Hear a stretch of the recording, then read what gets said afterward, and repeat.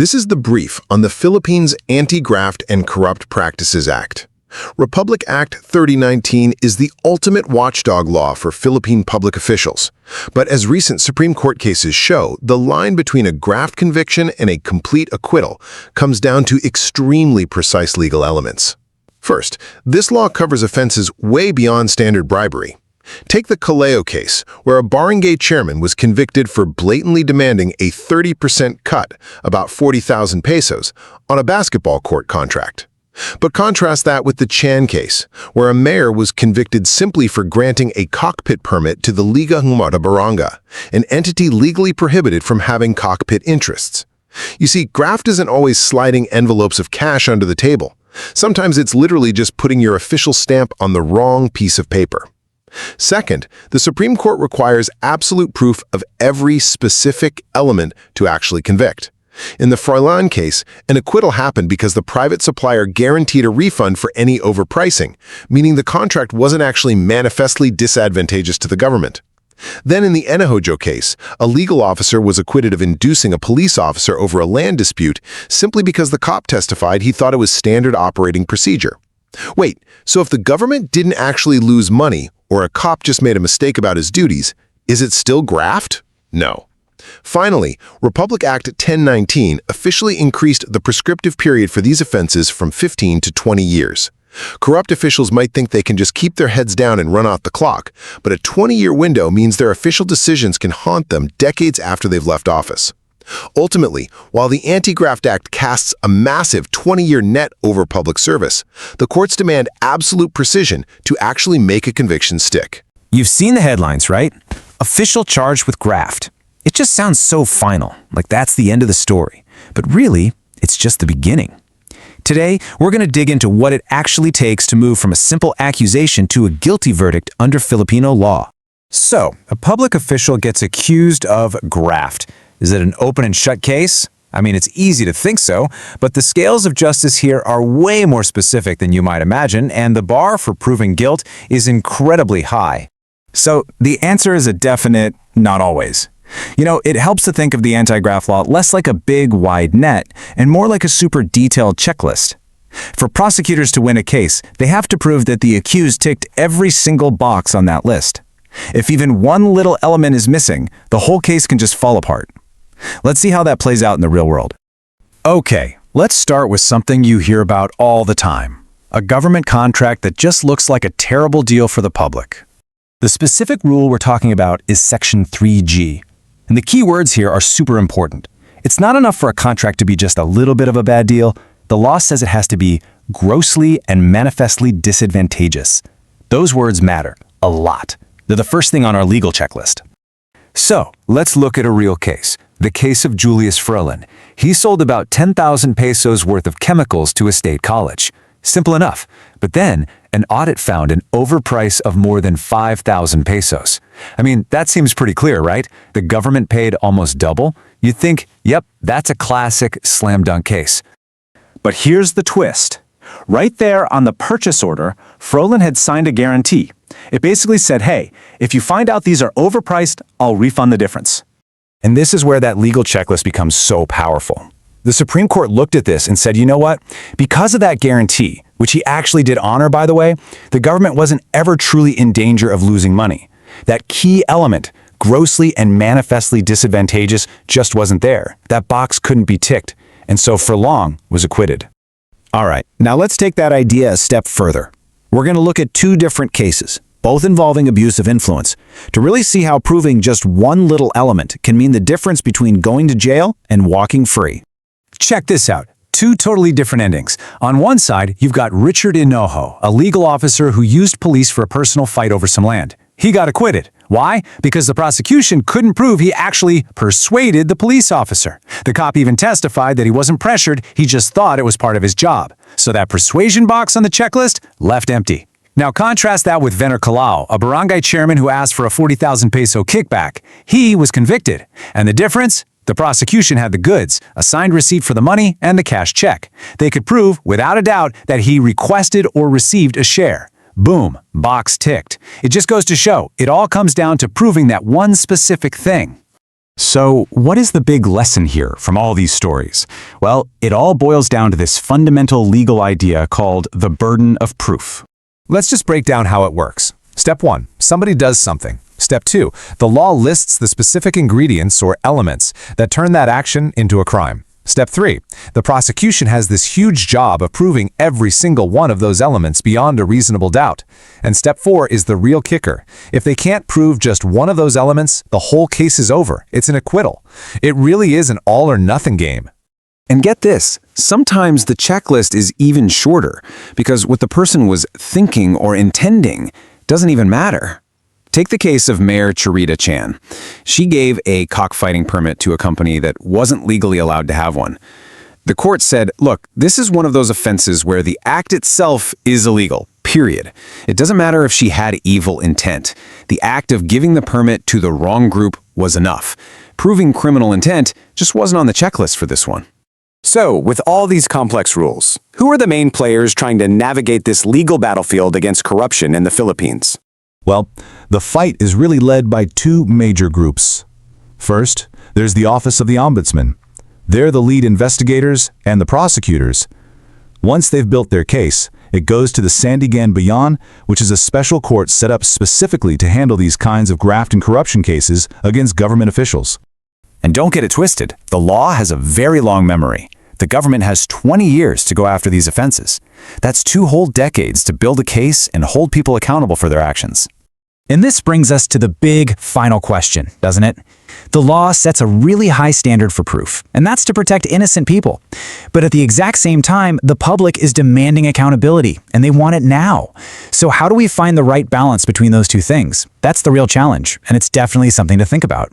You know, usually when we talk about a diagnosis, there's this expectation of absolute precision, right? Oh, yeah, for sure. Like you break your arm, the x-ray shows that, that jagged white line, and the doctor just points at the screen and says, well, there it is. Right. It's totally binary. It's either broken or it's not broken. Yeah. And we naturally crave that kind of clarity, I think. We like things to be visible and, neatly categorized. We really do. Yeah. But then you step into the labyrinth of legal accountability, and suddenly that x-ray machine is just like completely broken. It's useless. Exactly.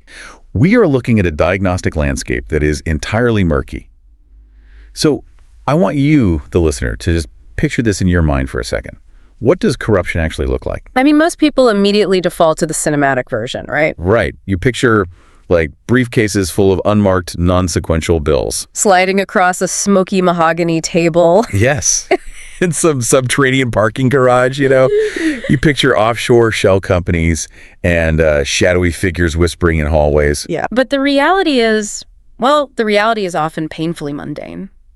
It really is. Sometimes corruption just looks like a signed piece of paper authorizing a weekend cockfight. Yeah, or an overpriced bottle of laboratory chemicals sitting on a shelf at some agricultural college. Or even just a totally routine police radio message, asking a citizen to come down to the station for a quick chat. It is the sheer banality of graft. It's the everyday bureaucratic paperwork that quietly, almost invisibly, really siphons away public trust. Which is exactly why we are taking a deep dive today into the anatomy of graft. We have this massive, fascinating stack of sources in front of us. It's a really dense stack, too. Oh, incredibly dense. We are looking at the actual text of Republic Act number 3019. So that is the Anti-Graft and Corrupt Practices Act of the Philippines, originally passed way back in 1960. And we've got a crucial legislative amendment that extended the statute of limitations, right? Yeah, plus we have 4 incredibly gripping Supreme Court decisions spanning from the year 2000 all the way to 2022. So our mission for this deep dive is to help you navigate this incredibly fine and honestly, sometimes deeply counterintuitive line. The line between a simple administrative mistake, a private civil dispute, and, a criminal act that can land a public official in a penitentiary for decades. Because I promise you, this isn't just dry legalese. No, not at all. These are intensely human stories. We are talking about power, about hubris, about people trying to outsmart the system. And about the relentless, grinding pursuit of accountability. Yeah. So to understand any of this, we have to start with the foundational premise of this entire legal framework. Right, which is explicitly stated right there in Section 1 of the law. It says, public office is a public trust. Public office is a public trust. Every single concept we discussed today flows from that one unyielding idea, doesn't it? It absolutely does. The Philippine government enacted this policy to repress acts of public officers and private persons alike, actually which constitute graft or corrupt practices. Or even acts that might just, indirectly lead to them. Right. Exactly. So let's lay out the blueprint of that accountability. If public office is a trust, who exactly is being trusted? Because, when I hear Anti-Graft Act, I just think of senators, mayors, cabinet secretaries. Sure, the big players. But Republic Act Num 3019 casts a much wider net than that, a massively wider net. Right. If you look at Section 2, it defines the key players. So government, under this law, isn't just the president or the Congress in Manila. No, it includes the entire national government, local governments down to the smallest village level. Government-owned and controlled corporations. And literally all other instrumentalities or agencies of the Republic. It is the entire sprawling apparatus of the state. And the definition of a public officer is just as aggressive, isn't it? It includes elective and appointive officials, obviously. But it also includes employees, permanent or temporary, classified or unclassified. And the detail that really stands out to me, it applies whether they are receiving compensation or not. That's the kicker. Even if you are just receiving nominal compensation or volunteering in an official capacity for the government, you are bound by this law. The moment you are entrusted with the public's business, the trap is set. Yeah, the sources mention some massive high-profile precedent cases that really demonstrate the sheer weight of this law. Like the Estrada case. Exactly. Estrada v. Sandiganbayan. And for those unfamiliar, the Sandiganbayan is the special appellate collegial court in the Philippines that specifically handles anti-graft and corruption cases against government officials. Right. And that Estrada case involved a former president, billions of pesos, and it just established these monumental precedents for holding the highest-ranking officials accountable. Then you have Radaza v. Sandiganbayan, which dealt with the 2007 ASEAN Summit street lighting project. Oh, where a city mayor faced charges over allegations of massive overpricing and collusion with contractors. Right, and jumping to 2022, you have the PADC officials case. Former executives of the Philippine Aerospace Development Corporation were convicted for underselling aircraft parts, causing a loss of over 6 million pesos to the government, yeah. Those cases are the heavy hitters. They really set the tone for how the courts interpret the law. And the PADC case specifically highlights the absolute workhorse of RA 3019, which is Section 3, Paragraph E. If you're going to understand graft, you have to understand Section 3E. I have the exact wording here, and it is dense. Oh, it's very dense. Read it out. It declares it unlawful to cause, quote, any undue injury to any party, including the government, or giving any private party any unwarranted benefits, advantage, or preference in the discharge of his official, administrative, or judicial functions through manifest partiality, evident bad faith, or gross inexcusable negligence. Right. And the courts have had to spend decades just defining those specific terms. Because what does manifest partiality even mean? Well, the courts say it isn't just favoring someone, it means a clear, notorious, or plain inclination or dictate of passion to favor one side. Dictate of passion, wow. Yeah. An evident bad faith means a palpably and patently fraudulent and dishonest purpose. And then there's gross inexcusable negligence, which is negligence characterized by the want of even slight care. Right, so you don't just go to jail because a government project lost money, you go to jail because of how and why it lost money. Which brings us to a really critical ruling mentioned in our sources, Martel v. People. The Supreme Court drew a massive line in the sand here. They really did. They clarified that a simple violation of procurement laws does not automatically equal a graft conviction. That is such a vital distinction. Yeah. So the Supreme Court ruled that all elements of graft, including that bad faith or manifest partiality we just defined, must be proven beyond a reasonable doubt. Yeah, because you can violate a government procurement rule by, say, missing a paperwork deadline or using the wrong form. Or failing to post a notice on the right bulletin board. But that is an administrative issue, right? Exactly. You might get suspended or fired for that. But a criminal graft conviction requires a darker intent. Or a negligence so severe it essentially mimics intent. So if I can try an analogy here. Go for it. It's the difference between accidentally rear-ending someone at a stoplight because you genuinely misjudged the braking distance versus intentionally driving your car through a storefront window because you want to steal the ATM inside. Right. Both situations involve a car crashing. Both cause massive property damage.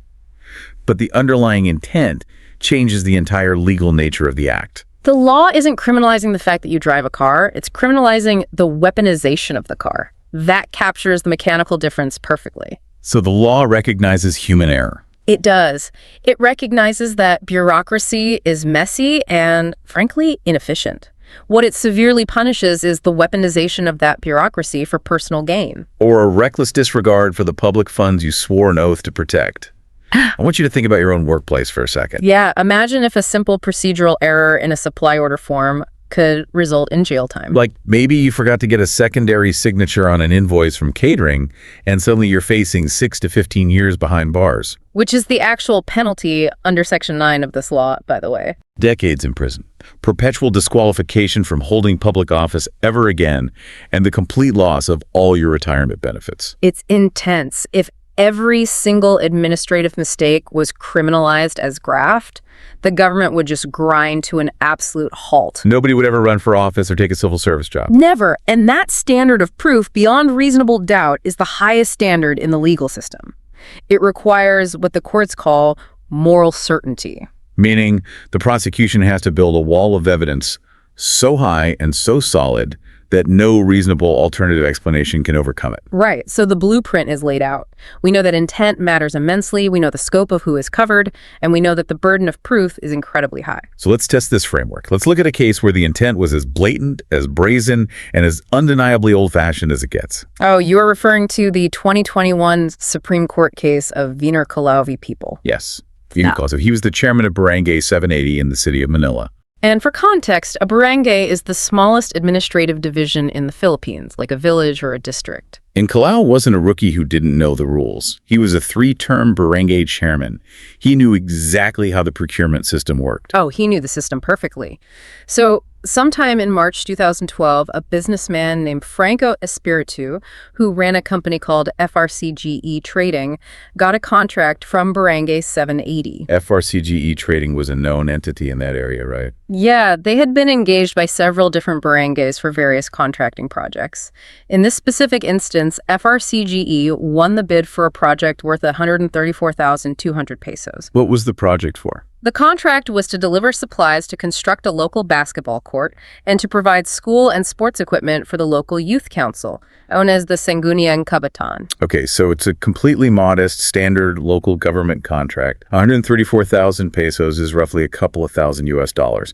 But here's where the machinery of corruption kicks in. Out of nowhere, Chairman Kalau demands a cut of the contract. And he doesn't just ask for a small tip to grease the wheels.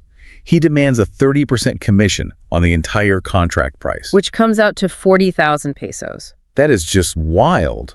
And this action brings us squarely into the crosshairs of Section 3B of the Anti-Graft Act. What does that section say exactly? This specific section makes it unlawful for a public officer to directly or indirectly request or receive any gift, present, share, percentage, or benefit for himself or for any other person in connection with any contract or transaction between the government and any other party wherein the public officer in his official capacity has to intervene under the law. And Kalau absolutely had the legal power to intervene. I mean, as the barangay chairman, he was the ultimate signatory. Right. His signature was required on purchase order number A112 to formally approve the contract. And later, his signature would be needed on the acceptance and inspection report to prove the goods were delivered. And finally, on the disbursement voucher to actually release the funds so the contractor could get paid. He essentially controlled the oxygen supply to the contractor's business. So, Espiritu, the contractor, feels he has no choice. He cedes to the demand. On March 23, 2012, Chairman Kalau personally travels to Espiritu's office to collect. And Espiritu issues him a Banco de Oro check BDO check no 0041017 for exactly 40,000 pesos. Okay, this next detail is what truly separates the theoretical law from the audacity of real life. It really is. Not only does Kalau take the check, but he actually signs a literal acknowledgement receipt. I know, he does this in front of a witness, a woman named Gina Cabalan, who is the liaison officer for the trading company. The paper receipt literally says, quote, received from FRCGE trading the amount of 40,000 pesos BDO check num 0041017 as share of Bergi, 7880, received by Wiener Kalau. He signed his own shakedown receipt. I mean, I am genuinely speechless at the brazenness of that. It is staggering from an investigative standpoint. So to complete his end of the transaction, Kalau then signs the acceptance and inspection report a week later on March 30. And he approves the disbursement voucher. Right. This allows the contractor to get the remaining payment of 127,010 pesos and 72 centavos after taxes are deducted. But eventually, the extortion becomes too much. Espiritu goes to the Office of the Ombudsman, the government's top anti-corruption watchdog, and files a formal criminal complaint. Because, you can only be pushed so far. Right. But going back to that receipt, this is the equivalent of a bank robber asking the teller to validate his parking ticket on the way out the door. Why on earth would a seasoned, three-term official leave such a blatant, undeniable paper trail? It often comes down to a deeply ingrained culture of impunity. When someone does this long enough without consequence, the fear of accountability just vanishes. They stop seeing it as a crime. Exactly. They start seeing it as a standard administrative fee. But let's look at how Kalau actually tried to defend himself when the Sandiganbayan formally brought him to trial. Oh, this should be good. His defense strategy was multi-pronged, but ultimately very, very brittle. First, he claimed he didn't even know Espiritu was actually blacklisted as a contractor by the city's Barangay Bureau at the time the contract was awarded. Which feels like a massive misdirection. Yeah. I mean, his ignorance of the contractor's blacklist status has absolutely nothing to do with the fact that he demanded and took 40,000 pesos from him. Precisely. And the court saw right through that. So then, Kalau pivoted. He claimed he never demanded the commission at all. Wait, what about the receipt? When the prosecution produced the physical acknowledgement receipt, he claimed his signature on it was forged. Of course he did. And regarding the 40,000 pesos he undeniably received, he submitted a sworn affidavit claiming it was just a personal debt. Ah, yes. The classic, it was just a personal loan between friends defense. Let me guess, he had zero documentation proving there was a pre-existing loan. None whatsoever. The Regional Trial Court of Manila and later the Sandiganbayan systematically dismantled this defense by looking at the physical mechanics of the banking system. Right, because checks leave a trail. Exactly. On its face, the BDO check was drawn directly from FRCG Trading's corporate checking account. The computer-generated entry on the check showed it was encashed at the bank on the exact same day it was issued. And when investigators flipped the check over to the dorsal side, the back of the check, the person who physically presented it to the teller had to sign under the phrase, "payment received." And let me guess whose signature was sitting right there on the back of the check. Wiener Klaus. Yep. And it gets worse for him. When you encash a check, the bank requires ID. Kalau actually admitted in court that the driver's license number written on the back of the check by the teller for identification purposes belonged to him. So wait, backed into a corner, what does he do? He tried to claim that the signature on the back of the check was also forged. He tried to show the court other documents with his quote-unquote genuine signature to prove they look different. But the trial court examined them and found the signatures matched perfectly, right? They matched perfectly. The Sandiganbayan noted in their ruling that by affixing his signature on the dorsal portion of that check, Kalau essentially signed his own warrant. Wow. And he also tried to attack the witnesses, right? Like, he tried to point out minor inconsistencies in the testimonies of Espiritu and the liaison officer, Cabulan, regarding exactly who physically drafted the paper receipt in the office that day. He did. He tried to use minor memory lapses to discredit them, but the Sandiganbayan cited a very well-settled doctrine in Philippine jurisprudence. Minor discrepancies and inconsistencies in testimonies do not impair a witness's credibility. In fact, if two witnesses testify to an event that happened years ago and their stories match too perfectly, word for word, it actually raises the suspicion that they were coached and rehearsed. Exactly. The central, undeniable fact that Kalau demanded money and received a check was corroborated by both witnesses and backed by a mountain of irrefutable documentary evidence. So the Supreme Court ultimately affirmed his conviction. They reiterated that proof beyond reasonable doubt does not mean absolute certainty excluding all possibility of human error. It requires moral certainty. And when a judge is looking at a signed receipt, an in-cash check with the defendant's driver's license number on it and two eyewitnesses, yes, that easily crosses the threshold of moral certainty. It is a textbook, almost painfully obvious application of Section 3B. He was a public officer. He requested and received a share for himself in connection with a government contract where he had the official legal right to intervene. Every single element of the crime was met flawlessly. Perfectly met. So Calao's case shows us what happens when the intent is incredibly obvious and the government is harmed. The contractor had to inflate his margins to afford the bribe, so the public lost out. The shakedown was complete. But what if we flip the script completely? Yeah, what happens to a corrupt intent if the government doesn't actually lose a single penny?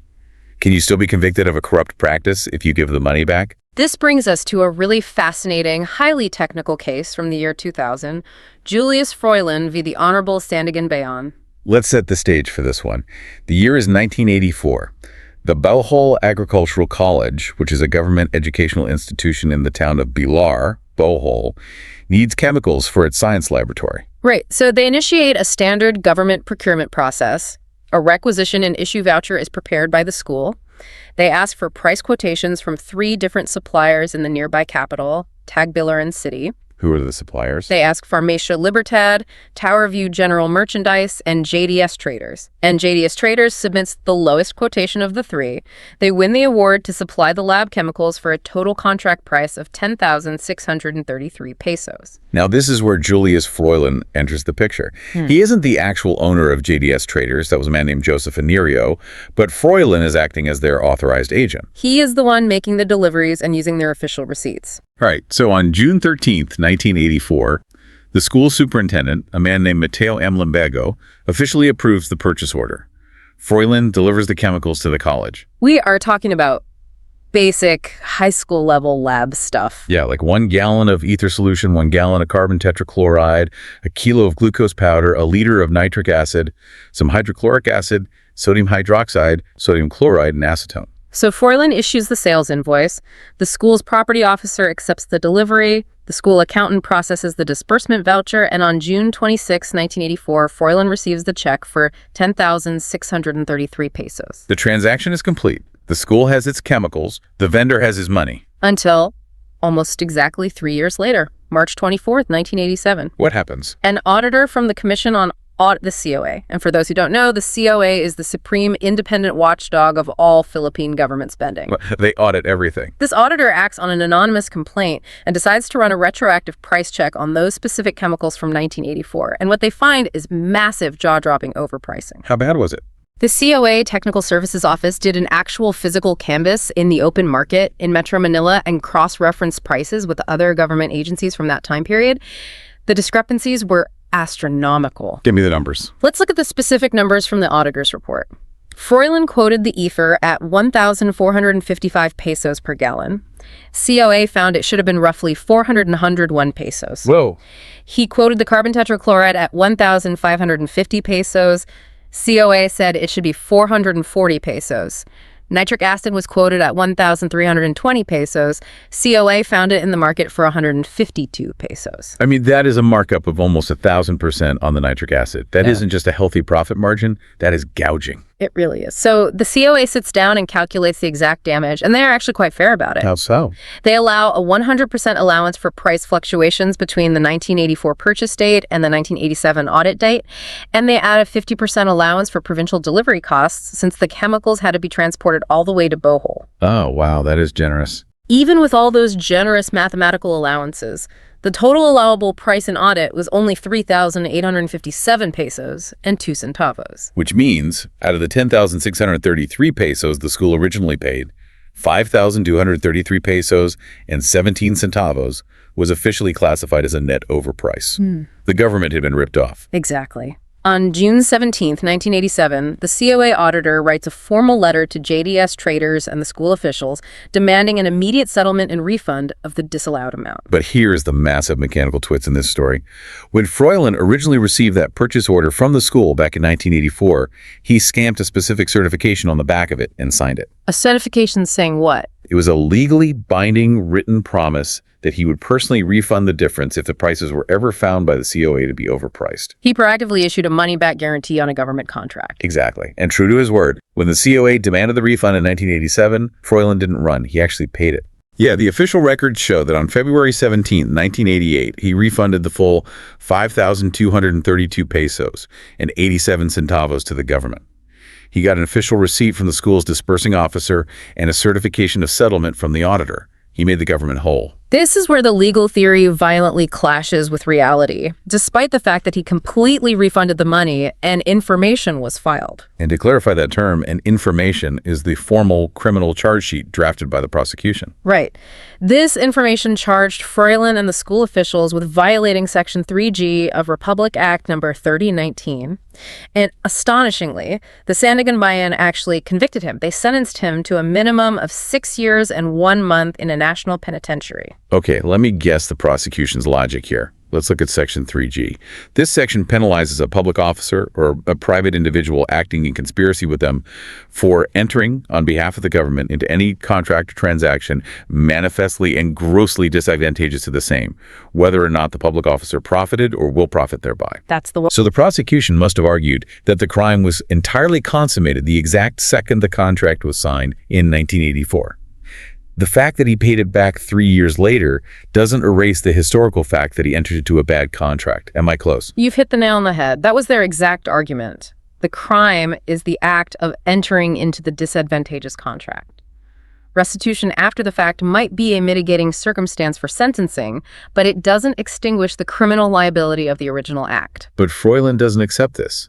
He appeals to the Supreme Court. He files a petition for certiorari. And for anyone not steeped in legal jargon, a petition for certiorari basically means he is asking the Supreme Court, the highest court in the land, to order the lower court to send up the records of the case because he believes the lower court made a fundamental, catastrophic error in applying the law. And his argument to the Supreme Court is brilliant in its logical simplicity.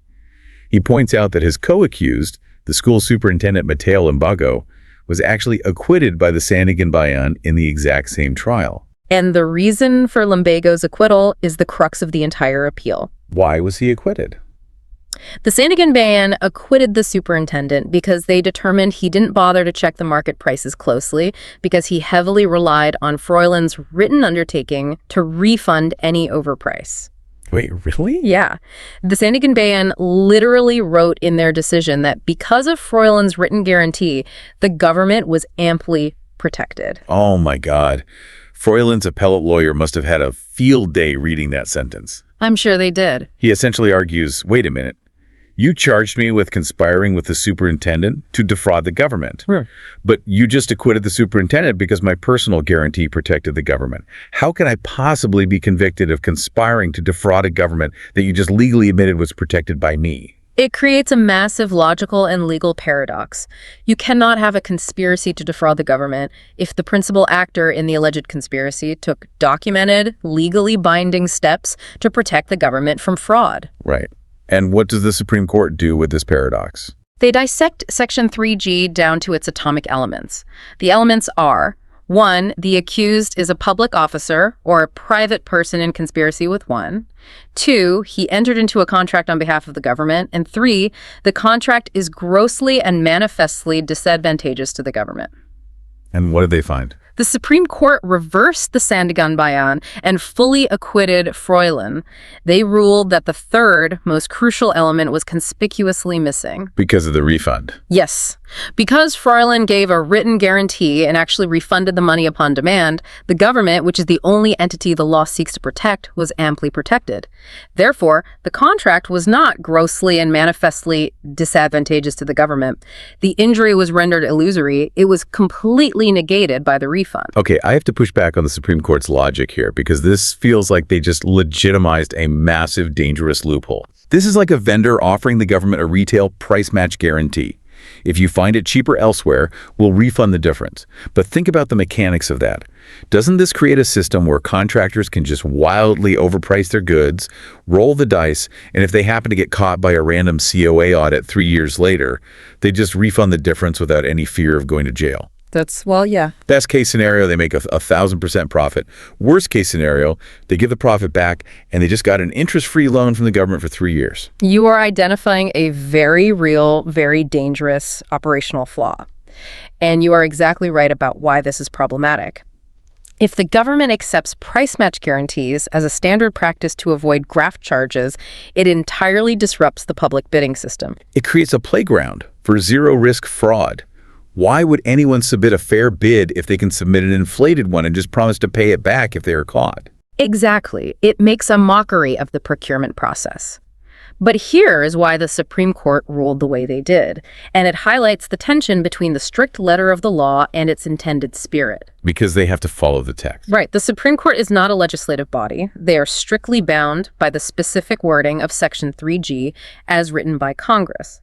The text of the law does not penalize the attempt to create a disadvantageous contract. The contract must actually, factually, be disadvantageous. And by refunding the money, Froilan cured the defect before the information was even filed. The Supreme Court essentially said, "We agree this looks bad, but under the exact wording of the statute, there is no missing money. If the legislature wants to penalize the attempt or the intent to overprice, they have to rewrite the law." It is a fascinating look at how literal and mechanical the interpretation of the law must be when a person's liberty is at stake. The court noted that a criminal conviction must rest on nothing less than a moral certainty of guilt. And by paying the money back, Froilan introduced a massive shadow of a doubt regarding his intent to permanently defraud. The prosecution simply failed to overcome the constitutional presumption of innocence. Exactly. And the court even pointed out a humiliating math error by the Sandiganbayan, didn't they? Oh, they did. The lower court tried to argue that Froilan still owed 1,500 pesos based on their own calculations. And the Supreme Court basically looked at the math and said, even if there was an error in the computation, that calculation error was made by the Commission on Audit, not by Froilan. You cannot hold the accused criminally liable because the government's auditor is bad at math. It's pretty funny. So in Froilan's case, a private individual saved himself from decades in prison through a technicality of protection, his own written guarantee. Right. Now, let's look at the dark mirror image of that scenario. What happens when a highly educated public official tries to use a government technicality or government resources to settle a private grudge? Oh, this is a wild one. And what happens when they are saved not by their own cleverness, but by the sheer unbelievable ignorance of the people they try to manipulate? This brings us to a much more recent, deeply frustrating case. The 2022 Supreme Court decision in People v. Richard Enojo. Let's outline the power dynamics here, because they are crucial. Richard Enojo was a very powerful, very connected man. He was the provincial legal officer of Negros Oriental from 2011 to 2016, and then he was promoted to provincial administrator. This is a man whose entire career is built on knowing the law inside and out. He is the guy the government goes to for legal advice. And the trouble in this case starts not with a government contract, but with a piece of private land. Lot 394 in the municipality of Dowan, Negros Oriental. Is roughly 7,081 square meters. In January 2013, a private company called Dowan Point Land Corporation, or DPLC, represented by a woman named Ligaya Rubio Violeta, bought this exact lot from a man named Ramon Regalado. So after buying the land, DPLC, through its primary stockholder, Ralph Gavin Hughes, applies for a standard routine fencing permit with the local municipal zoning officer, a woman named Rosabel Sanchez. But while the application is pending on her desk, Sanchez receives a formal letter on official letterhead. It's from attorney Richard Enojo. And Enojo writes to officially, vehemently oppose the fencing permit. Why? Because he claims that a portion of that exact lot belongs to him. He says it was promised to him as payment for his legal services representing the previous owner, Regalado, in an ongoing, completely separate civil case. Enojo tells the zoning officer that the fencing permit application must be denied immediately because it is without his consent, knowledge, and authority as a part owner. And the zoning officer is completely stuck. She is a local municipal employee receiving a demand from the provincial legal officer. So she does the smart thing. She writes to her superiors at the Department of the Interior and Local Government, the DILG, for legal advice. And the DLG Region 7 director writes back and essentially says, a pending civil case over property ownership is not a valid administrative ground to deny a locational clearance if the applicant has submitted all the correct engineering documents. So following DLG guidance, Sanchez issues the clearance to Hughes. Enojo does not like this answer. He feels he's being ignored, so he decides to escalate the situation. But he doesn't go file a civil injunction in court like a normal lawyer would. On February 27, 2013, Enojo walks into the local Dowan police station. He meets with senior police officer For Procalito Briones, who happens to be the designated chief investigator for the station. Enojo asks SPO 4 Briones to schedule a conference at the police station with Ralph Hughes, his lawyer Ligaya Violeta, and the previous owner Regalado. Now, SPO4 Briones knows exactly who Enojo is. He knows he is the provincial legal officer. He knows he is dealing with a titan of local government. So Briones logs the request in the official police blotter, and then he does something extraordinary.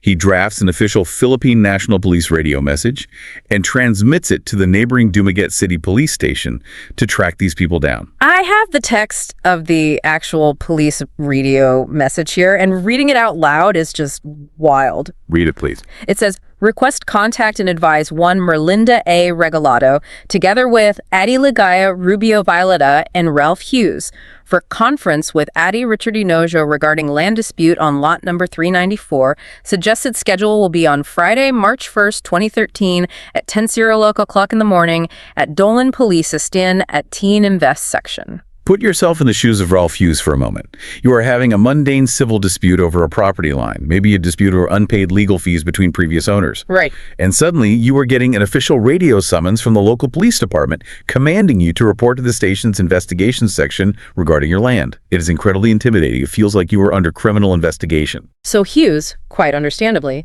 is furious. He realizes Enojo is using the police as his personal enforcers. He sues Enojo for graft before the Office of the Ombudsman. The Ombudsman investigates, finds probable cause that a crime was committed, and files an information with the Sandiganbayan charging Enojo with violating Section 3A of RA 3019. Let's break down the exact mechanics of Section 3A.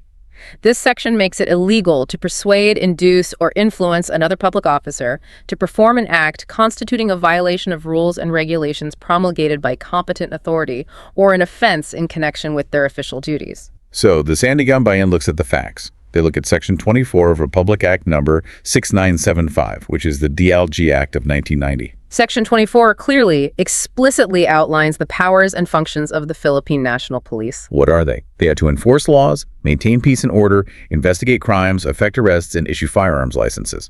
Notice what is conspicuously not on that list. Acting as a mediator or a collection agency for private civil land disputes. Exactly. The police have no jurisdiction over civil property lines. And Enojo even testified in court about his true intent. He did. The chairperson of the Sandiganbayan asked him directly during the trial, "What was your specific intention in going to the police station? Was the private complainant committing a crime?" And Enojo, perhaps suffering from that hubris we talked about earlier, admitted openly. No, I just wanted to validate information. I wanted to extract information from Gavin Hughes, Merlinda Regalado, and Addie Violeta, and asking the police to invite these persons. He essentially used the coercive power of the Philippine National Police as his own personal customer service hotline to harass, interrogate, and investigate his rivals in a purely private civil matter. The Sandiganbayan rightfully convicted him. They said he clearly persuaded or induced SPO4 Briones to violate police rules by utilizing state police resources for a non-police matter. So Enojo gets convicted, he faces prison time, and he appeals to the Supreme Court. And this is where the legal mechanics get incredibly, frustratingly nuanced. The Supreme Court reviews the case, and they agree with the first and third elements of the crime. Yes, Enojo is a public officer. Yes, the act performed by the police officers summoning civilians over a land dispute was a clear violation of police rules and went far beyond their legal mandate. But the court found that the second element was completely missing. The element of persuading, inducing, or influencing. Wait, how is that conceptually possible? He literally walked into the station and asked them to do it. He initiated the entire sequence of events. It failed because of the sworn testimony of SPO4 Briones himself. During the trial, the prosecution asked Briones why he sent the radio message. Did he do it because Enojo was the powerful provincial legal officer? Did Enojo intimidate him or coerce him or use his high office to influence the decision? And what did Briones say? Briones testified under oath, "No, we are not being induced or influenced by Eti, Enojo in spite of his position in the community." Okay, if he wasn't intimidated by the provincial legal officer, why on earth did he send a police summons for a civil property dispute? Because Briones testified that in his 20 years as a police officer, he genuinely believed it was standard operating procedure. What? He told the court, "It is our standard operating procedure. As a police officer, it is our prime duty to entertain, to give assistance to anybody, regardless of status, even if it was not a lawyer who requested an ordinary citizen. You will still act on it." Oh my God. He just thought he was being helpful. He had no idea what his actual legal jurisdiction was. Precisely. Briones drafted the radio message on the completely mistaken belief that it was his official routine duty to do so. And this goes to the philosophical core of Section 3A. Why is this section written this way? The law is designed to punish the corruption of will. The crime is using your power to bend another official's will to make them break the rules. The Supreme Court ruled that persuade, induce, or influence means convincing someone to do something they would otherwise not do. Because Briones genuinely thought this was his normal job. His will wasn't corrupted. He wasn't persuaded to break the rules. He broke the rules entirely out of his own sheer ignorance of his jurisdictional limits. Exactly. But what about the official police manual? The Citizen's Primer on Law Enforcement. Doesn't that clarify what police can and cannot do? The Supreme Court noted that the manual allows citizen contact only for legitimate police-related purposes, like engendering community support and solving actual crimes. Furthermore, the acting chief of police and the deputy chief both testified during the trial that private individuals absolutely cannot be called to the station if they aren't under criminal investigation, and civil disputes should be immediately referred to the local barangay council for mediation, not the police. Briones was completely fundamentally wrong about how to do his own job. But his being wrong is exactly what saved Enojo. The Supreme Court acquitted Enojo. They said there was no adequate proof that Enojo actively persuaded or influenced Briones, because Briones testified he would have apparently done this for any random person off the street. That's the ruling. Let me ask you this and explain the why here. Is the Supreme Court really saying that as long as the person you are using to break the rules is acting out of sheer ignorance rather than coercion, you are completely safe from a graft charge? It is a deeply ironic, and for many, a deeply unsatisfying outcome. But mechanically, yes. Enojo gets off not because his actions were right. In fact, the Supreme Court explicitly wrote in their decision that his acts evinced deliberateness which cannot be countenanced, but because the prosecution failed to prove the specific causal mechanism of inducement required by Section 3A. The law demands a causal link. You broke the rule because I influenced you. If the cop says, no, I broke the rule because I didn't read the manual, that causal link is severed. If Briones had testified, I knew it was wrong to send the radio message, but I did it because I was terrified of the provincial legal officer getting me fired, Enojo would be serving a prison sentence right now. It is staggering. He escapes a felony conviction entirely because the cop he talked to didn't know the police manual. The burden of proof in criminal cases is just a sheer cliff face to climb. The court noted that the administration of justice is not a matter of guesswork, and since a person's liberty is at stake, all measures must be taken to ensure the protection of fundamental rights, even if it means a bad actor slips through the cracks of a badly trained police force. So Enojo walks free. He does. But as we transition to our final case, we are going to see the exact flip side of this dynamic. Enojo was saved by the ignorance of the officer he interacted with. But ignorance of the law is not always a shield. Sometimes a public official makes a procedural mistake with absolutely no evil intent, no malice, and no personal gain, but the law simply refuses to look the other way. We are looking at another 2022 case, Charita Chan v. People. Charita Chan was the mayor of the municipality of Bebetgon, Leyte, serving from 2007 until 2016.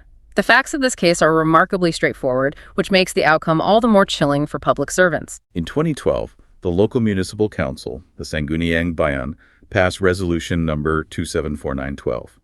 This legislative resolution granted the Liga ng Barangay, which is the official association of all the local barangay officials, represented by a man named Nicomedes Alde, a special permit to hold cockfights every Saturday at the licensed cockpit in Barangay District 3rd.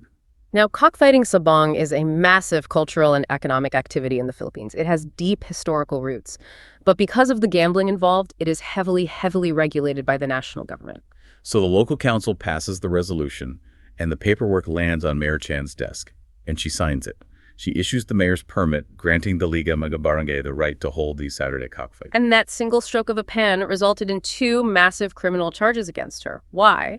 Because that permit crashed headfirst into 2 immovable national laws. First, Section 89 of Republic Act No. 7160, the Local Government Code of 1991.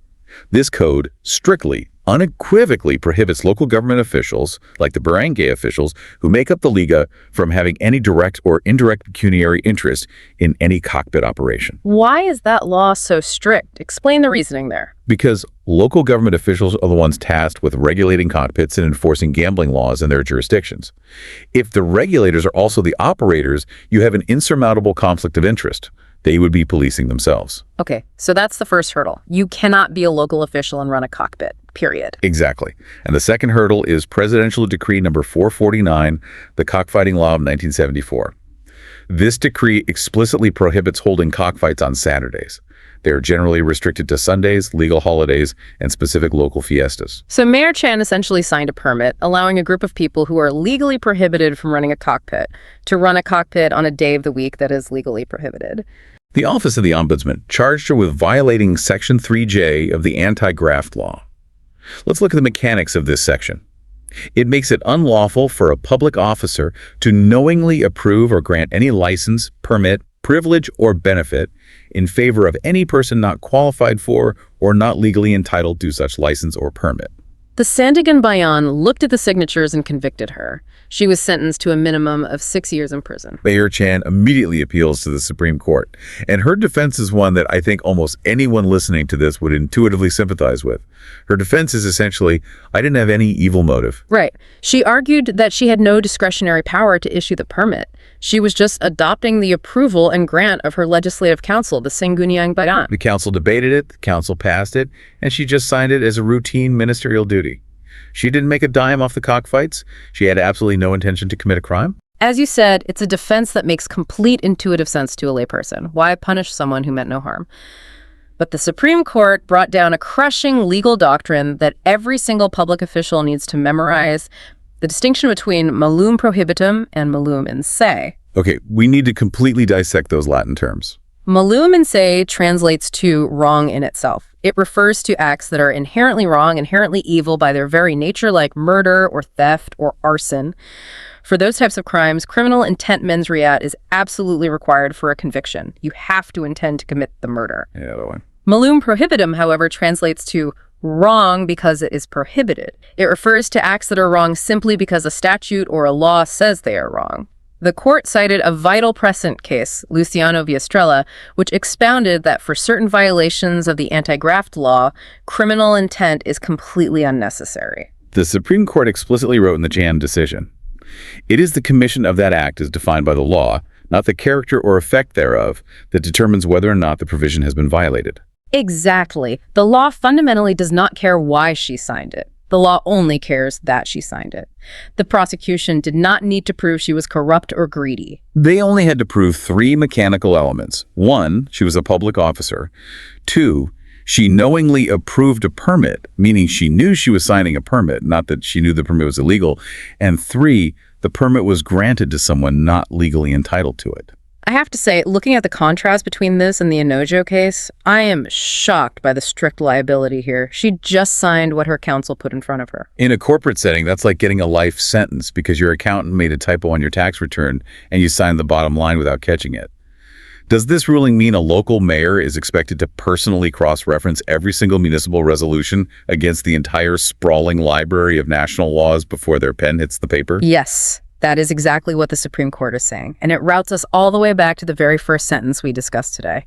Public office is a public trust. The Supreme Court is declaring that you cannot just be a passive rubber stamp. When your signature authorizes an action, you legally own that action. You are required to know the intricacies of intersecting laws. In this case, you must know the local government code and the cockfighting law inside and out. If you do not know them, you shouldn't be holding the pen. The court noted something really interesting about the philosophy of RA 3019. They said the announced purpose of the law is the repression of acts that constitute graft, or which may lead to it. Quote, "The law does not merely contemplate repression of acts that are unlawful or corrupt per se, but even of those that may lead to or result in graft and corruption." And that is the why behind the strictness. By allowing local officials to run a cockpit, Mayor Chan created a massive systemic conflict of interest that the local government code specifically tries to prevent. She built the arena for corruption to happen. Her lack of personal evil intent doesn't neutralize the structural danger she created for the community. The Supreme Court affirmed her conviction in toto. It is a terrifying precedent for anyone currently working in public administration. One careless signature on a Friday afternoon, trusting a council resolution you didn't double-check, can cost you your freedom. This strictness really shows just how wide and unforgiving a net the Anti-Graft and Corrupt Practices Act casts. Which brings us to the final and perhaps most expansive part of our deep dive. To truly appreciate the scope of this 1960 law, we need to look at the boundaries it sets, not just for the politicians themselves, but for their families, their friends, their bank accounts, and the actual timeline of justice itself. RA 3019 is a remarkably comprehensive, almost invasive piece of legislation. Let's look beyond the public officers for a moment.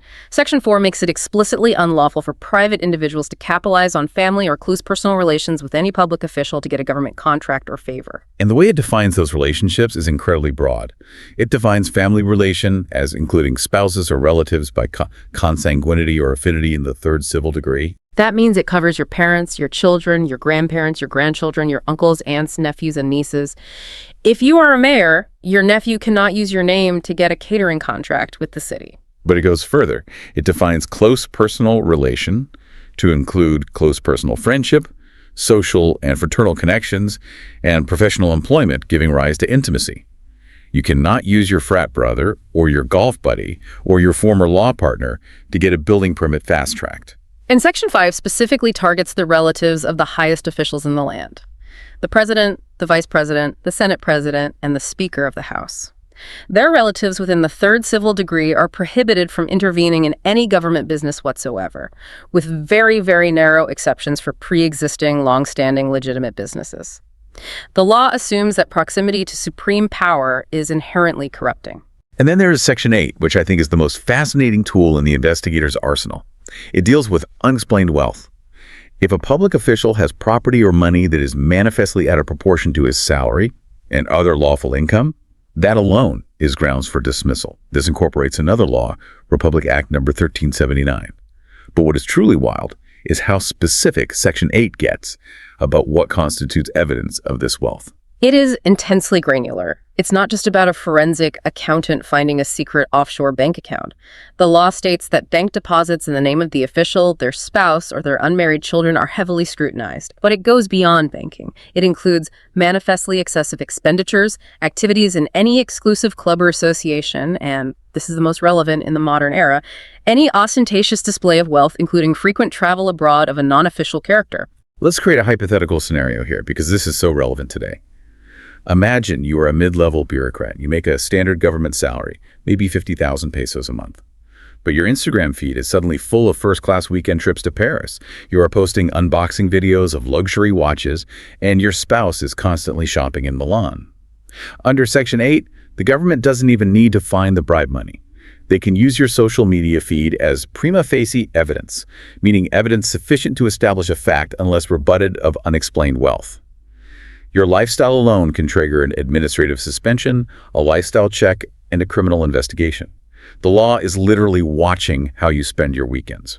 But the law also, somewhat awkwardly, tries to be practical about human interaction. Section 14 provides a very specific exception. It states that unsolicited gifts or presents of small or insignificant value offered or given as a mere ordinary token of gratitude or friendship according to local customs or usage shall be accepted from the provisions of this act. Which immediately raises a massive, completely subjective gray area. Who on earth defines small or insignificant value? If I close a major deal with a government agency and I send a fruit basket to the procurement officer just to say thanks, is that fine? Probably. But what if I send a bottle of rare 30-year-old whiskey? What if I send a brand new iPhone? The Philippines has a deeply, deeply ingrained cultural norm of hospitality and reciprocal gratitude, the concept of utang na loob, or debt of gratitude. This section of the law clashes directly with those ancient cultural norms. It is a constant, endless battleground in administrative tribunals and HR departments across the government. The general operational rule of thumb is, if you have to stop and ask if it's too expensive, it probably is. The purpose of the law isn't to kill basic human courtesy or cultural warmth, but to prevent that courtesy from morphing into a transactional expectation. The moment the gift becomes the reason the paperwork moves faster, it stops being a token of gratitude and becomes a violation of Section 3. And finally, we have to talk about the ticking clock of justice. The original text of RA 3019 from 1960 stated in Section 11 that all offenses under the Act prescribe in 15 years. The statute of limitations was 15 years, but recently in 2016 the legislature passed Republic Act No. 191010. It is a very short but incredibly impactful amendment. It changed Section 11 to read, all offenses punishable under this act shall prescribe in 20 years. Why extend it? I mean, 15 years already seems like a massive amount of time to investigate a crime. You have to understand the mechanical reality of investigating systemic corruption. Graft is inherently, fundamentally, a crime of concealment. It's not like a bank robbery or an assault where the victim immediately calls the police and there is a crime scene. In a successful graft operation, both parties, the corrupt official receiving the money and the contractor paying the bribe, are perfectly happy. They both want to keep it a secret forever. It takes years, sometimes decades, for audits to catch up. Think back to the Froilan case with the lab chemicals. The chemicals were delivered and paid for in 1984, but the Commission on Audit didn't even begin their retroactive price check until 1987. That's 3 whole years just to realize a crime might have occurred. Exactly, and then you have to factor in the human element, whistleblowers. Often, people who know about corruption are terrified to come forward while the corrupt politician is still in power. They wait until the politician loses an election or retires to avoid retaliation. Once the complaint is finally filed, investigators have to subpoena bank records, unravel complex webs of dummy corporations, translate forged documents, and interview reluctant witnesses. Extending the prescriptive period to 20 years gives the Ombudsman and the Sandiganbayan the necessary breathing room they need to build cases that can actually survive that brutal, beyond reasonable doubt standard we talked about earlier. It is a staggering, almost incomprehensible weight to carry. Yeah. If you hold public office, it's not just about what you do at your desk today between 9 and 5. It's about your bank account, your spouse's business ventures, your social media travel posts, and every single signature you authorize being open to forensic criminal scrutiny for 2 full decades after the fact. It truly reinforces the gravity and the peril of the phrase, public office is a public trust. It is not a privilege, it is a burden. Let's bring this all together. We've been on quite a journey through the mechanics of the law today. We've seen the anatomy of graft from almost every conceivable angle. We saw Chairman Kalau's blatant, almost comical shakedown demanding 30% and signing an actual physical receipt for his own bribe. We saw Julius Froilan's massively overpriced lab chemicals saved by a legal paradox, his own written money-back guarantee that legally erased the government's disadvantage and nullified the crime. We saw Richard Enojo, a legal heavyweight, use the police as his personal collection agency, only to escape conviction because the specific police officer he interacted with genuinely misunderstood his own job description. And we saw Mayor Charita Chan, who signed a piece of paper she probably didn't think twice about, getting convicted and facing prison because, in the eyes of the law, a prohibited act doesn't require a single drop of evil motive to be a crime. 4 radically different cases that perfectly illustrate the profound tension between the strict, unyielding letter of the law, the chaotic, messy reality of human behavior, and the incredibly high burden of proof required by the state to strip a person of their liberty. Which brings me to a final thought I want to leave you with, the listener. Think about the stark contrast between Richard Enojo and Mayor Chan. Enojo deliberately, intentionally used armed police resources to harass his civilian opponents for his own personal financial gain. His intent was entirely selfish and manipulative, but he escaped a felony conviction simply because the police officer he interacted with was acting out of innocent, bumbling ignorance. While Mayor Chen was convicted and sentenced to years in a penitentiary because she innocently signed a permit she shouldn't have, acting on the advice of her counsel, despite having absolutely no selfish intent or financial gain at all. Exactly. And when you put those two realities side by side, it forces you to wonder, is the line between a free person and a convicted felon based less on your own internal morality and more on the legal competence of the people standing in the room with you at the time? How much of legal accountability is actually just luck? We started this deep dive talking about the murky, broken X-ray machine of legal diagnosis. Maybe the scariest part isn't that the machine is broken. Maybe the scariest part is realizing that sometimes the machine works exactly flawlessly as it was designed to, and the picture it develops still doesn't look anything like justice. That is a profound, unsettling question to end on. The law is a rigid blueprint, but it is built by flawed humans, enforced by flawed humans, and broken by flawed humans. Thank you for joining us on this deep dive. Stay curious, keep digging into the details, and always keep questioning the systems around you. We'll see you next time. Welcome to the debate. Imagine an armored truck guard who intentionally leaves the back doors of the truck wide open while parked on a busy street. Just completely exposed to the public. Exactly. Now, let's say no money gets stolen. Not a single bill goes missing. Should that guard go to prison for the millions that, could have been taken, or should they just get fired for breaking protocol? It's a tough call, right? Because when it comes to the public treasury, the line between an administrative failure and a criminal act is, well, it's an incredibly high-stakes tightrope. It absolutely is. And that exact tension brings us to the central question we are exploring today within the Philippine Anti-Graft and Corrupt Practices Act, which is widely known as Republic Act No. 3019. Right. It's actually one of the most comprehensive legal frameworks globally for holding public officials accountable. Yeah, and the entire law rests on the constitutional bedrock that public office is a public trust. A public trust that must be fiercely protected, which leads directly to our core disagreement today. Precisely. So here is the question. When courts are determining criminal liability for corrupt practices, should their focus be primarily on the objective, material harm caused to the government? Or conversely, should the focus be on the strict breach of procedural duty and integrity, regardless of whether actual damage occurred? I'm taking the stance today that you cannot build a criminal conviction on procedural technicalities. You must prove strict, demonstrable material harm or actualized undue influence. Because a conviction cannot rest on procedural technicalities if the government remains fully protected. And I am taking the opposing view, which is that RA 3019 is fundamentally prophylactic, meaning the procedural breach itself must be the primary standard for accountability rather than waiting for quantifiable damage. All right, let's lay the foundation for why material harm is so vital. We are dealing with penal laws here. Right, criminal statutes. Exactly. And a bedrock principle of criminal jurisprudence is that penal statutes must be strictly construed in favor of the accused. We operate under the constitutional presumption of innocence. Which is fundamental? It is. It isn't just a lofty philosophical phrase. It is a mechanical requirement in a courtroom. To strip a citizen of their liberty, the prosecution has to establish moral certainty that a crime actually occurred. Sure, every single element of an offense must be proven beyond a reasonable doubt. Nobody's arguing against the presumption of innocence. Right. But the elements of the crime itself are what we are debating here. Well, yes, and if a statute requires that the government be disadvantaged or that a public officer be persuaded to do something illegal, then with actual disadvantage or without actual persuasion, there is simply no crime. But what about the intent of the law? The intent doesn't override the elements. Attempted but unsuccessful influence, or a public contract that has built-in financial protections so no money is ultimately lost, it just doesn't meet the threshold for graft. Okay, I see where you're going.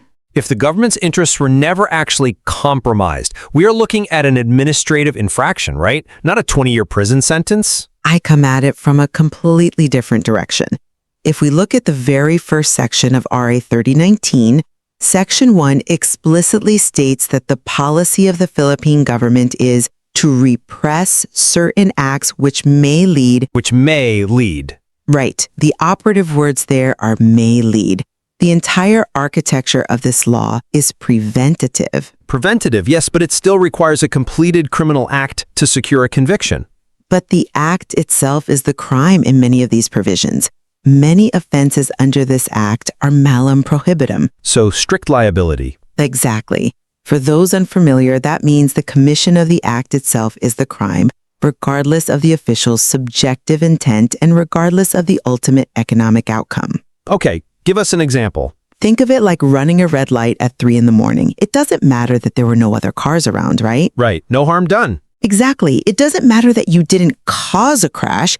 The act of running the light itself is the offense, because the rule is there to prevent systemic chaos. But a traffic ticket isn't decades in prison. The principle skills up. When a public official breaches a procedural duty, the integrity of the public trust is damaged at that exact moment. Waiting to see if the government actually loses money turns a powerful anti-graft statute into a mere accounting exercise. Okay, let's see how that accounting exercise actually plays out in the real world, specifically regarding public contracts under Section 3G of the Act. Okay, Section 3G. This section penalizes entering into contracts that are manifestly and grossly disadvantageous to the government. Let's examine the Julius Froilan case. The mechanics of this case are absolutely crucial to understanding my position. Set the scene for us. Sure. So Froilan was an agent for a company called JDS Traders, and he supplied laboratory chemicals to the Boho Agricultural College. The total contract was for just over 10,633 pesos. All right. Now, years later, the Commission on Audit, the COA, which is the supreme investigative watchdog over government funds in the Philippines, they reviewed this specific transaction. And after their audit, they found an overprice of 5,232 pesos and 87 centavos. Wait, so they marched up the chemicals by nearly 50%. That is a massive proportional overprice, even if the absolute peso amount seems small by today's standards. A significant markup, yes. But here is the critical procedural detail. At the time the purchase order was signed, long before the COA ever audited the transaction, Froilan proactively signed a certification guaranteeing that he would refund the difference if the COA ever found the prices to be overstated. Ha, so it was pre-negotiated. Exactly. It was written into the DNA of the transaction. And he actually honored it. When the COA demanded the settlement, Froilan refunded the exact amount, the full 5,232 pesos and 87 centavos in 1988.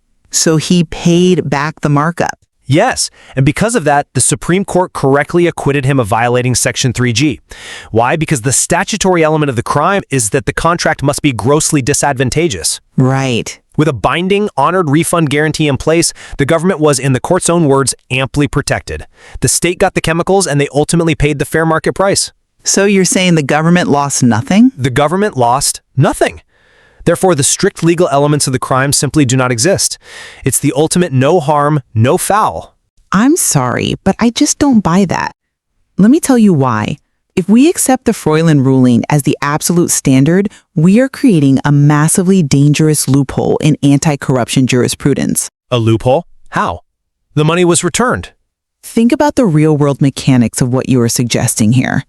A supplier can intentionally overprice a government contract, attach a piece of paper saying, "Hey, I'll refund this if you catch me," and then just walk away with the public's money. Well, it's not walking away if there's a legally binding guarantee to return it. It absolutely is, because they only pay it back if the Commission on Audit audits that specific transaction years later, and if the COA successfully demands a refund. Audits happen all the time. But the COA doesn't have the resources to audit every single pencil and chemical beaker bought by every single municipality and state college in the entire country. Fair point. By accepting this defense, it essentially turns public procurement into a zero-risk, zero-interest loan for unscrupulous contractors. It's basically state-sponsored venture capital for the corrupt. But you are punishing a hypothetical scenario. In this specific case, the refund was an explicit part of the contract's terms from day one, and the money was returned. But don't you see how that completely fails to deter the corrupt act itself? The procedural integrity of the bidding and procurement process is compromised the exact second that an overpriced contract is signed. Procedural integrity, sure, but not material disadvantage. The law is meant to ensure that the government gets the best price at the point of sale, not after a retroactive audit and a refund. By excusing the overpricing just because the money was eventually returned, we are sending a terrifying message. Which is what? That a breach of duty isn't a crime as long as you can afford to pay back what you took when the watchdog finally barks. Well, I'm not convinced by that line of reasoning because you are substituting the moral concept of corruption for the rigid statutory requirements of criminal law. They aren't mutually exclusive. They are in a courtroom. Criminal liability is like an electrical circuit. If the current doesn't reach the end, the light doesn't turn on. You cannot convict someone of a crime that explicitly requires material disadvantage when the contract explicitly prevents material disadvantage. But the intent to overprice was there. Let me give you an analogy. If you wear a bulletproof vest and I shoot you in the chest, the fact that you weren't physically harmed doesn't mean I didn't try to shoot you. That is attempted murder. Right, a crime. Yes, but Section 3G doesn't punish attempted disadvantage. It punishes actual manifest disadvantage. The government was wearing a financial bulletproof vest. Your bulletproof vest analogy is flawed. We aren't talking about a single, isolated act of violence. We are talking about systemic rot. A much better analogy is a building inspector who takes a bribe to approve a faulty concrete foundation. Okay, I'm listening. Now, the building hasn't collapsed yet. So by your logic, there is no material disadvantage today. Nobody has been crushed. That's a different statute entirely. But the underlying mechanism is the same. The crime of corruption is already complete the moment the inspector signs that form, because the institution of safety has been compromised. The disadvantage isn't just financial, it is institutional. Okay, well, let's test your theory about institutional disadvantage against another mechanism of the law. Let's look at how strict the courts must be with the human element of corruption. You mean actual undue influence? Exactly. Under Section 3A, the law penalizes persuading, inducing, or influencing another public officer to perform an illegal act. Consider the Richard Enojo case. Oh, this is an interesting one. It really is. Enojo was the provincial legal officer of Negros Oriental. He was involved in a purely personal land dispute over a property known as Lot 394. A private dispute, not official business. Completely private. And he went to the Darwin police station and used the police to summon private citizens involved in his civil dispute for a conference. Wait, he essentially used the local police force as his own private mediation service? That is a blatant abuse of authority. That was exactly the accusation. The prosecution argued he threw his weight around as a powerful provincial lawyer to turn the local police into his personal errand boys. Which seems highly likely given his position. But look at the evidence that was actually presented in court. The police officer who sent the summons, SPO4 Briones, testified under oath, and Briones explicitly stated that he was not induced, persuaded, or influenced by Enojo's high status. Why did he send the summons then?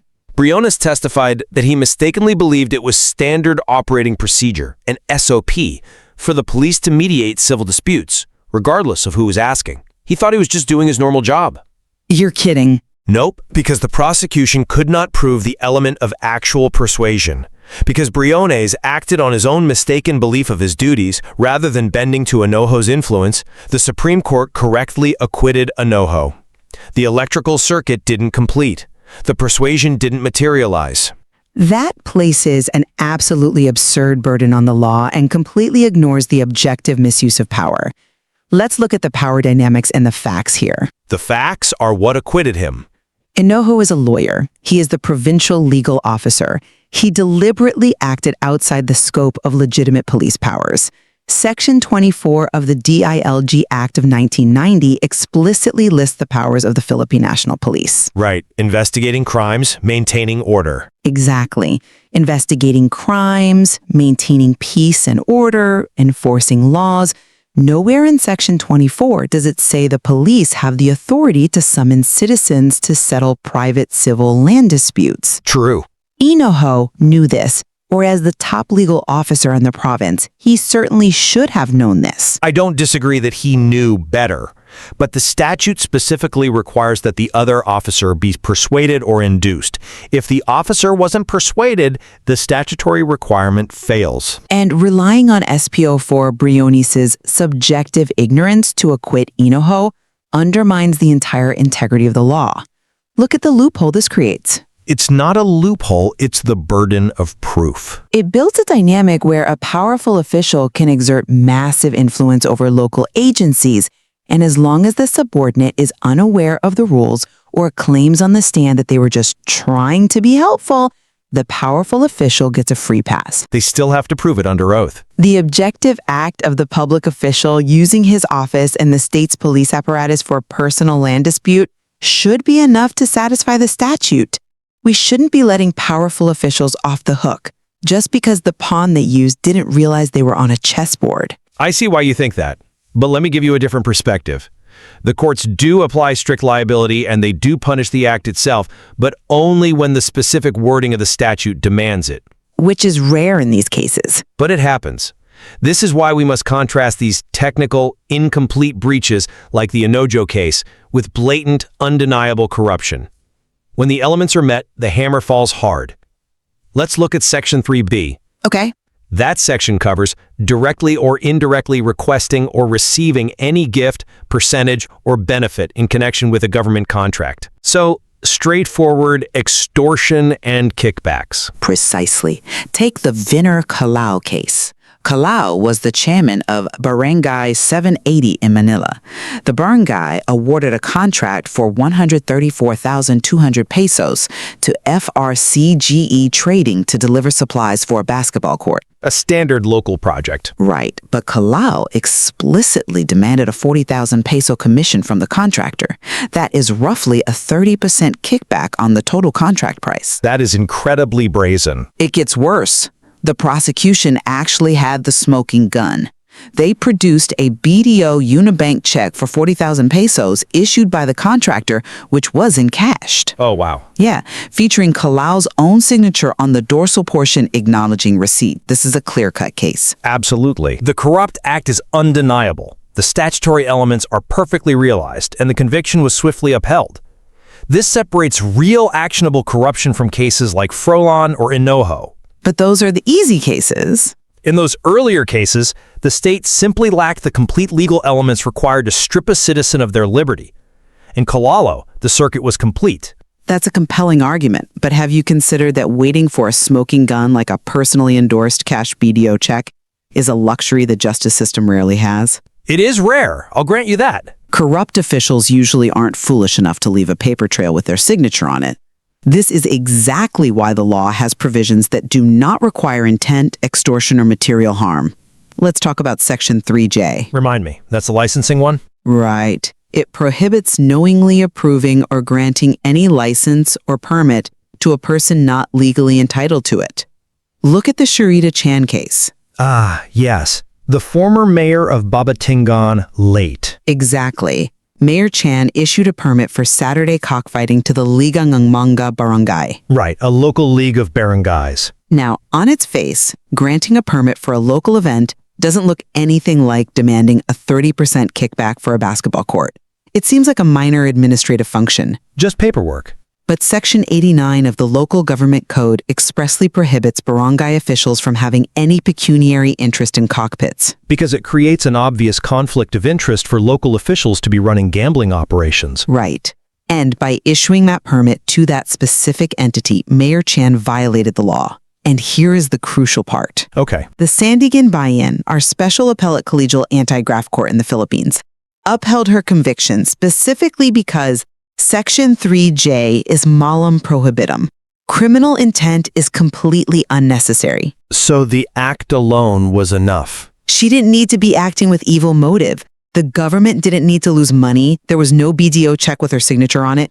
The procedural breach of granting a permit to an unqualified entity was sufficient for a criminal conviction. But she violated the strict text of the law. My point is that procedural purity is just as vital to the health of the republic as catching blatant extortion, because procedural impurity is the soil where extortion grows. But notice what you just said. In the Chan case, the statutory element was met. The statute says, knowingly granting a permit to an unqualified entity. She did exactly that. Yes, but without needing to prove harm or intent. The elements were complete. In the Froilan case, the contract wasn't disadvantageous because of the refund. In the Enojo case, the officer wasn't actually persuaded. I'm not arguing that we only punish extortion. I'm arguing that whatever the specific statute outlines must be strictly met. They are only incomplete if you view the law in a vacuum. I want to connect this philosophy to a very deliberate recent legislative move, Republic Act number 109010. Okay, the prescriptive period update? Yes. This act extended the prescriptive period, which is the statute of limitations, for these graft offenses from 15 years to 20 years. A significant extension for penalizing old crimes. It is, but why do you think the legislature did that? What are the actual mechanics of prosecuting corruption? It takes time. They extended this timeline precisely because building cases that satisfy these rigid objective standards of proof takes an immense amount of time. Think about how corruption actually works. It is hidden in paper trails. Sure, it's opaque. Political allies cover for each other while they are in office. It often takes an entire change in administration, sometimes 2 or 3 election cycles, before whistleblowers feel safe enough to come forward or before a new set of auditors is allowed to dig into the old filing cabinets. That's the reality of the system, yes. The legislature explicitly recognizes how incredibly difficult it is to prove corruption. This reinforces the need for the courts to treat procedural breaches seriously from the outset. If we allow no harm, no foul defenses, we are tying the hands of prosecutors who now have 20 years to dig into the prophylactic failures of our public officials. Actually, I look at RA 10910 and see the exact opposite implication. Really? How so? The fact that the legislature extended the prescriptive period to 20 years strongly supports my position. They didn't lower the burden of proof. They just gave prosecutors more time to meet it. But the reason they need more time is because the evidentiary demands are so easily sidestepped by clever lawyers. No. They gave prosecutors more time to gather the complex evidence required to prove the actual elements of the crime beyond a reasonable doubt, precisely because the burden of proof is and should remain incredibly high. Even if it lets the guilty slip through? RA 3019 is a penal statute, and the bedrock of our justice system requires strict construction of penal laws. Whether we are dealing with a 30% extortion demand for a barangay basketball court, or the illegal issuance of a cockfighting permit in Leyte, the exact statutory elements must be met. I just think that's too rigid. The prosecution must prove actual material disadvantage, or actual inducement, or the specific prohibited act. To lower that bar to punish officials for incomplete offenses simply because it looks bad or violates standard operating procedure destroys the presumption of innocence.